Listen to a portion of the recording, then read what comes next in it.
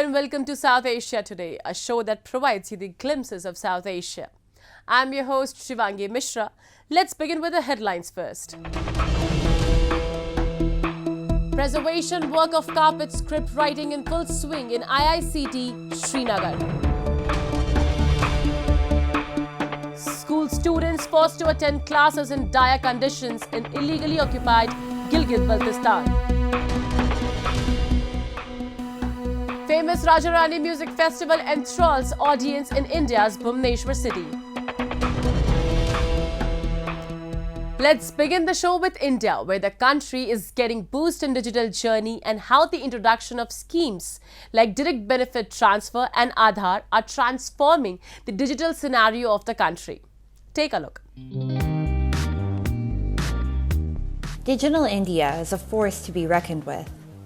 Whether it is through the efficient transfer of funds at the individual level or the massive distribution of government assistance to the most vulnerable, Digital India has virtually revolutionized many aspects of society.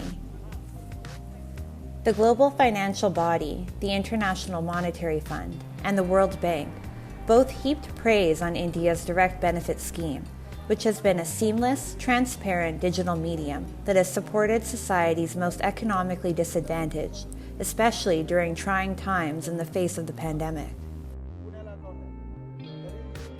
India's direct benefit scheme is being recognized as a model for other emerging economies for more effective targeting of beneficiaries of subsidy programs. How has India, a country with such a vast population, able to digitize so efficiently and successfully? In 2009, the National Payments Corporation of India took over the ATM network in order to modernize retail payments and settlements.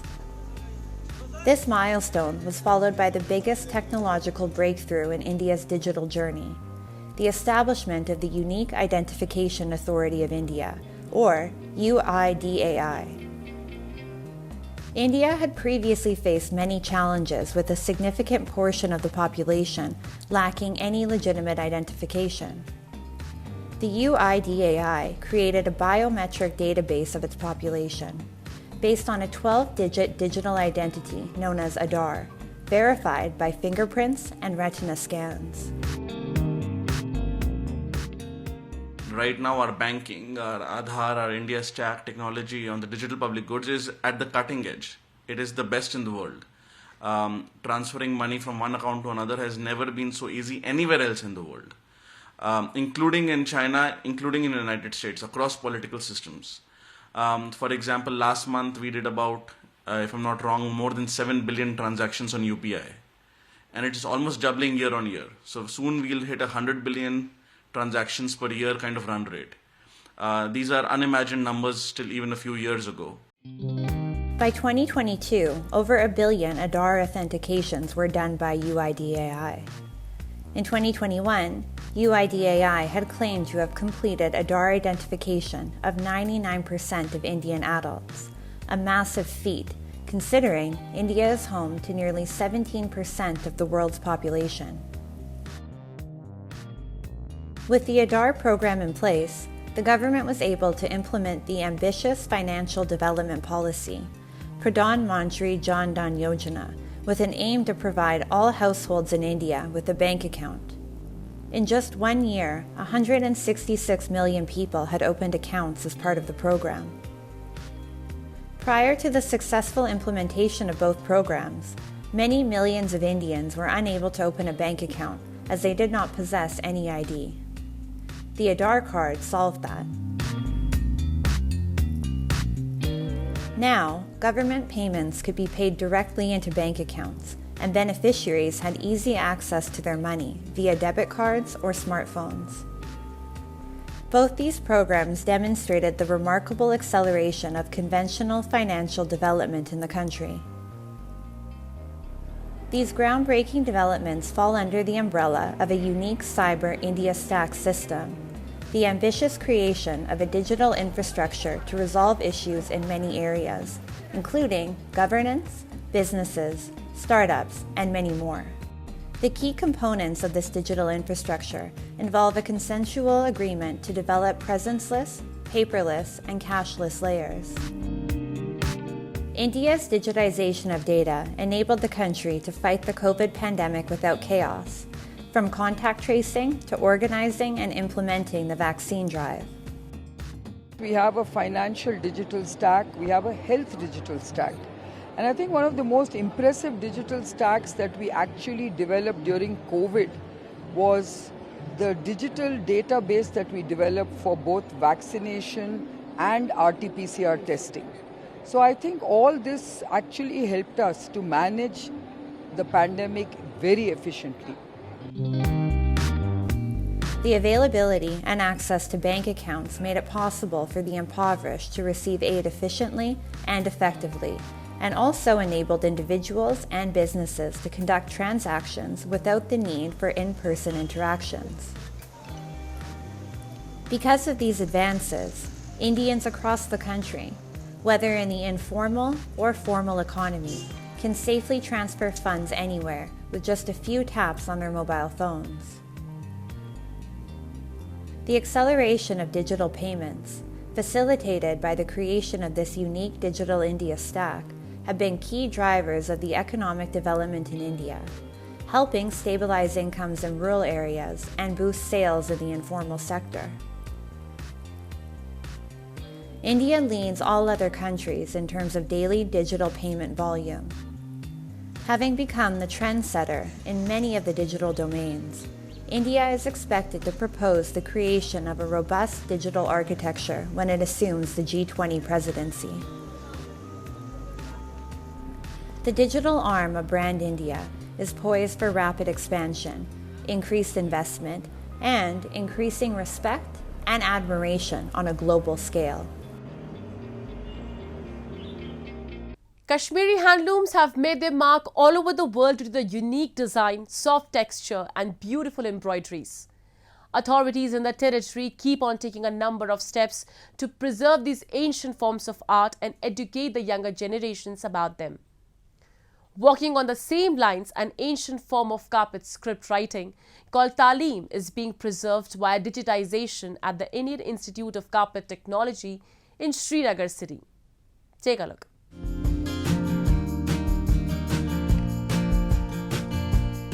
From weaving very fine designs on carpets to using vibrant colors on shawls and other woolens, Jammu and Kashmir's handloom industry has created magic all over the world. A centuries-old Kashmiri carpet script writing technique is that of Talim. Special numerical and color codes are written on a Talim paper indicating the number of knots to be piled in a square inch. The preservation work of this centuries-old carpet script writing is going on in full swing at the Indian Institute of Carpet Technology in Srinagar city of Jammu and Kashmir. At the institute, carpet designs are being converted into Talim scripts which are then digitized, thus saving these unique designs forever.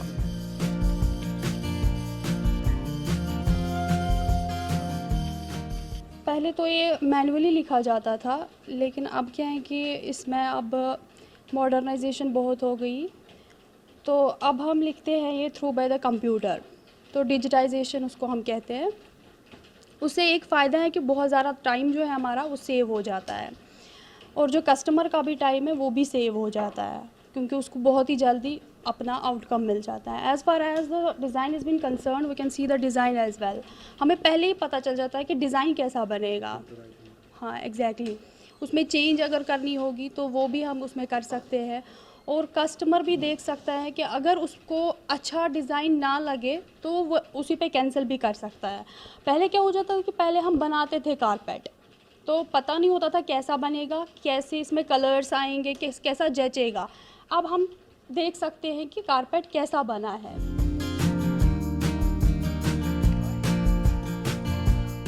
Kashmiri carpets are famous all over the world for their purity and unique embroidery designs which are woven by the artisans of the valley. With modernization and technological advancements, the Kashmiri handloom industry is also upgrading itself to popularize the art as well as preserve them for future generations. At the institute, experts are using locally developed carpet design software named Nakash that automatically converts carpet designs into Talim scripts. Presently, the institute has good material for traditional and handmade script writing, which results in converting all the scripts into digital form. इसमें जो manual designers थे उनका भी role ख़त्म हो गया है लगभग, और जो अब स्क्रिप्ट राइटिंग है, क्योंकि हमने एक बार इसको कंप्यूटराइज किया है, हमें तालीम राइटर्स की ज़रूरत नहीं है क्योंकि ये तो लाइफ टाइम सेव हो गए हैं, और जब हम चाहेंगे इसके पेपर्स निकाल सकते हैं। अगर किसी आर्टिज़न या मैन्युफैक्चरर या एक्सपोर्टर ने आज अपने लिए कोई डिज़ाइन डिजिटाइज किया है, तो आज उसने एक कॉपी ली है, तो 10 साल के बाद अगर वो आएगा यहाँ पे, उसके कुछ पेपर्स उसको गुम हो गए या वो चाहता है कि इसकी मुझे डुप्लीकेट कॉपी मिले, तो एवरी टाइम उसको हम देंगे वही original copy. The carpet weaving industry was brought to Jammu and Kashmir from Persia by Sultan Zainul Abidin during his reign around 1420 AD. It is the creative urge and creative instinct of Kashmiri artisans who always come up with new patterns and designs that Kashmiri carpets have made their mark worldwide, and the industry is still flourishing.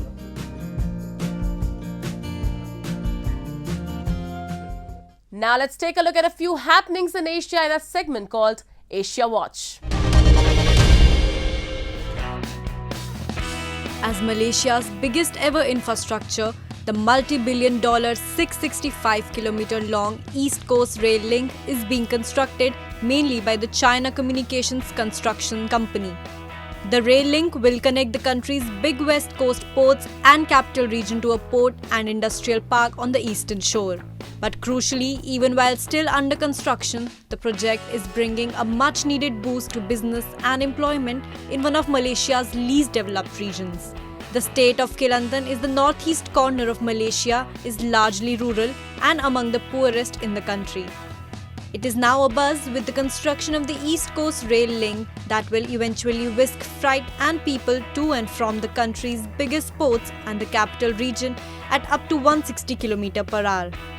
China Communications Construction Company is the lead contractor, and it has kept the project well on track despite challenges including changes of government, changes of routes, adverse weather and geology, and COVID-19. CCCC has been involved in numerous other projects in Malaysia in recent years, including land reclamation, building bridges and highways, rail upgrading, and mass rapid transit systems. The ECRL is on track to be completed in 2026.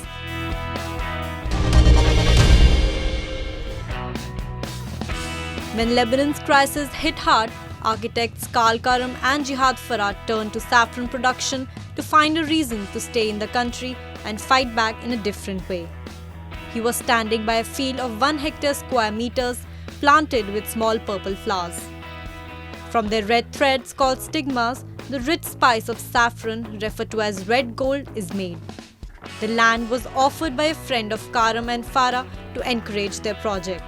The two architects started to produce the most costly spice in the world in 2020 and are now on their second year of production.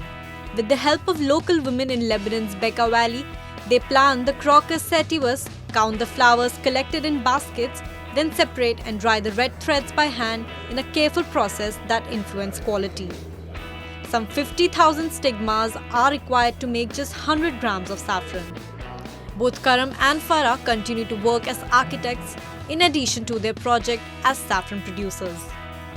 Lebanon's financial system collapsed in 2019, impoverishing swathes of people, paralyzing banks, and fueling the biggest wave of emigration since the 1975-90 civil war.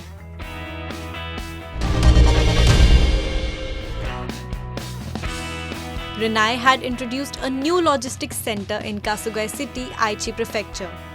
It controls the logistics of Renai products such as laundry dryers, hot water heaters, and so on. They are produced in factories. In order to meet the needs, Renai established a stable supply chain and digitized a modern logistics center. It is worker-friendly and compensates for human labor shortages with a large number of robots. Every day, about 1,500 product parcels are brought into and taken out of this center. The product is managed by a QR code. To avoid wasting space, arm robots are assigned to the delivery area. Carrying robots are capable of lifting up to 700 kilograms. 60 robots could replace 20 human workers. Renai's efforts to make progress of DX in logistics have proven effective in reducing transportation costs and human labor power. It will reduce the cost of Renai's products and keep customers around the world happy.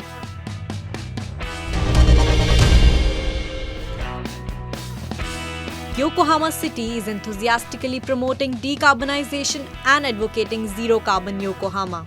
Yokohama City has progressive industrial area. It is gathering companies that have sympathy to the decarbonization policy of Yokohama City. Euglena is the main constituent of Yokohama City Biofuel Organization. It established a promotional plant to produce biojet fuel and biofuel for diesel engines from algae and abolished the use of cooking oil. Euglena has already made abroad overseas developments. It will contribute to global decarbonization. Asia Smart City Conference, an international conference for smart cities, was hosted by Yokohama City. At the conference, Yokohama City introduced the efforts of decarbonization and SDGs through cooperation between the city and companies. Foreign inspectors visit companies directly to inspect various technologies, and it is an opportunity for companies to expand their technology overseas. Yokohama City is the biggest city in Japan. Its administrative activity to direct future industry will affect other local governments and the Japanese government. With the onset of the winter season, it is the beginning of hardships for the students in the Skardu district of illegally occupied Gilgit-Baltistan. With no infrastructure facilities, students in middle schools are forced to study outside under tents bearing the cold winds. Even in this situation, the authorities have displayed their usual apathetic attitude, leaving them in chilly winter. We'll bring you the story. People in illegally occupied Gilgit-Baltistan have been living as second-class citizens in their own homeland for the past 7 decades. Nearly every district of the illegally occupied region has been grappling with problems of bad roads, inadequate schools and hospitals, and poor water supply systems. Middle school students in Gilgit-Baltistan Skardu district have been dealing with a variety of problems. These students are forced to study under tents in the region's bitterly cold winters due to a lack of infrastructure services. They are pleading with the government to take note of their problems and address them right away. Middle school सरदास में total student जो हैं 76 हैं जी उनमें से total classes जो हैं 9 classes चल रही हैं अभी। अच्छा, नर्सरी से लेकर 8 तक चला रहे हैं जी।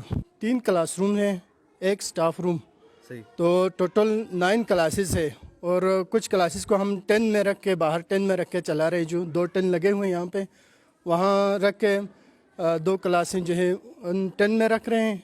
हम 8 बजे यहाँ पहुँचते हैं। हमें बहुत ठंड लगती है क्योंकि ये बल्तिस्तान में सर्दी का मौसम है, इसलिए हम 2 बनियान पहन कर आते हैं कि हमारे स्कूल में जो है क्लास कम है और हमारा क्लास बनाए। Schools in other areas of Pakistan provide their students with various facilities but continue their discriminatory attitude towards those residing in this illegally occupied region. Students in other provinces of mainland Pakistan receive lunch as well as bus facilities. Now, with the onset of the winter season, the weather has become extremely cold. Due to fewer classrooms, students are sitting outside under the tents, which is making them vulnerable. There are 9 classes in this school and only 3 classrooms are available, forcing other students to bear the brunt of this cold weather. इसका original मसला यहाँ पे सबसे problem जो हमारे है कमरों का है। यहाँ पे टोटल 3 कमरों में 9 क्लासेस पढ़ाए जाते हैं। और हमारा एक ये प्राइमरी स्कूल और बन चुका है जो 2013 में उसका काम शुरू हो चुका था, 16 में मुकम्मल हो चुका है, अभी तक वो फंक्शनल नहीं हो चुका। उसके बारे में हम कई बार मुतल्लिक़ा इदारों में चला गया और डायरेक्टर साहब को इन रिटर्न उनको लिख के भी दे दिया, दरख्वास्त भी दिया। उन्होंने कहा कि ये हमें PW से अभी तक ट्रांसफ़र नहीं हुआ है। आज भी हमारे बच्चे ट्रेनों में पढ़ने पर और बाहर पढ़ने पर मजबूर है। उनसे ये मुतालबा है कि हमारे दूसरे स्कूल को ओपन किया जाए ताकि हमारे कुछ क्लासेस वहाँ शिफ्ट हो और हमारे ये क्लासों का प्रॉब्लम हल हो सके। All thanks to Pakistan and the rulers of Gilgit-Baltistan, who serve as their apologists. They have continued to deprive the populace of both basic necessities and their rights. Neither the government nor the authorities are interested in the region's development, turning it into the most neglected and backward region of South Asia. Set amidst the premises of the majestic Rajarani temple in Bhubaneswar, the Rajarani Music Festival is one of the most well-known Indian classical music festivals in the country. Recently, the third edition of the festival was held in its full glory, which witnessed a spate of melodious musical numbers. Take a look. Bhubaneswar is a city full of culture, be it architecture, dance and music, handicrafts or art. Bhubaneswar has always been a hub of all kinds of art and cultural events. Out of a plethora of art and cultural festivals organized in the city, the Rajarani Festival holds a special place. Recently, famed musicians of national and international repute performed a symphony of entrancing Indian classical music at the 19th edition of the festival. The 3-day annual festival is organized in the magnificent Rajarani temple premises, which dates back to the 11th century AD. Rajarani Music Festival is one of the premier musical shows in the country, which has been performed since 2003, and music lovers all over the country look for this occasion. And also nationally and globally it is acclaimed as a music festival, and since it is working since 2003, very senior artists all over the country, they have already participated in this show, and it has an importance of its own. The festival serves as a showcase for classical Indian music, including vocal styles such as Hindustani, Carnatic and Odissi, which are native to the state of Odisha, as well as sonorous instruments that are only found in India. Out of all the performances, the performance by Maestro Jabahar Mishra, who performed Hindustani flute, and Vidushi Ashwini Bhide Deshpande's act, a well-regarded Hindustani vocalist, received the loudest cheers.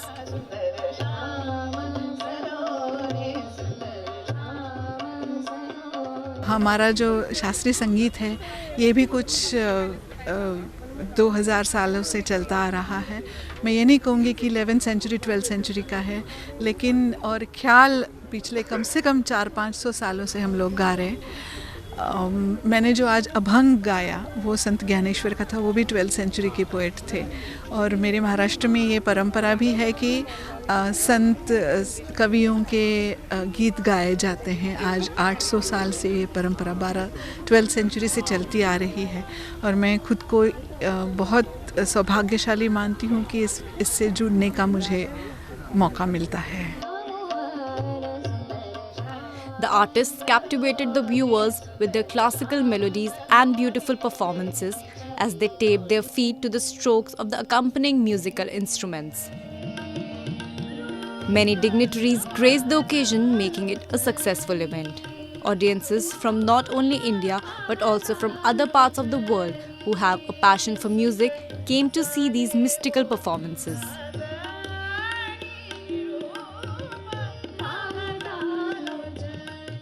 It's the first time I'm here in Rajarani Festival and really enjoying the artists, the quality of the music that we have the opportunity to witness today is amazing. The entire setup, it's amazing, it's a different mood, And the temple at night, it has like a mystic feeling.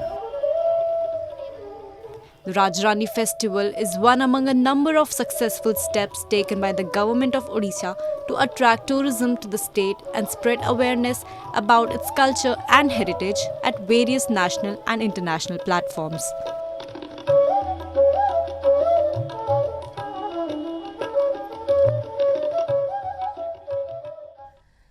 It's time for me to wrap up today's episode. We will be back next week at the same time. This is Shivangi Mishra signing off on behalf of the entire production team of South Asia Today. Goodbye and take care.